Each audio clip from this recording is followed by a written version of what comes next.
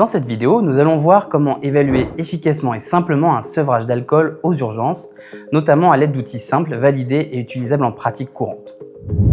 Le sevrage d'alcool peut évoluer rapidement, parfois vers des complications graves comme le délirium tremens ou les crises convulsives.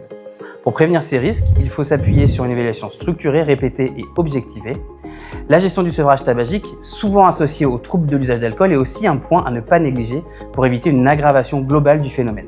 L'évaluation du syndrome de sevrage, va reposer sur une appréciation clinique globale.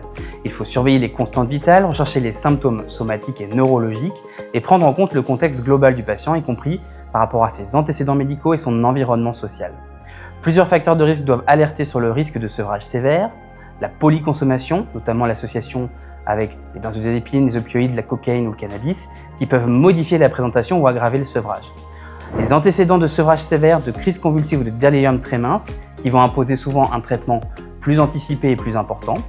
Et puis un contexte médico-social fragile, que ce soit de la précarité, de l'isolement ou des troubles psychiatriques non stabilisés. Pour affiner l'évaluation, effectuer son suivi régulier dans le temps et adapter la prise en charge, plusieurs échelles cliniques peuvent être utilisées.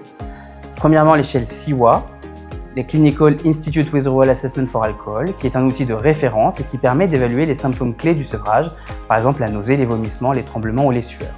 Cette évaluation va être répétée régulièrement, toutes les 1 à 4 heures, selon l'état du patient, et elle permet d'ajuster les doses de traitement en temps réel en limitant le surtraitement.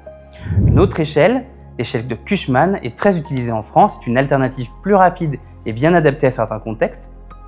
Elle va reposer sur plusieurs items: tremblements, sueur, agitation, troubles sensoriels, nausées, anxiété et désorientation. Elle est particulièrement utile si le patient est confus, peu collaborant ou agité. En résumé, l'usage systématique d'une échelle comme la CIWA ou le score de Cushman permet de mieux cibler le traitement, d'éviter les complications et d'améliorer la qualité des soins. Mais elle doit toujours s'inscrire dans une évaluation globale, attentive aux facteurs de risque et au vécu du patient.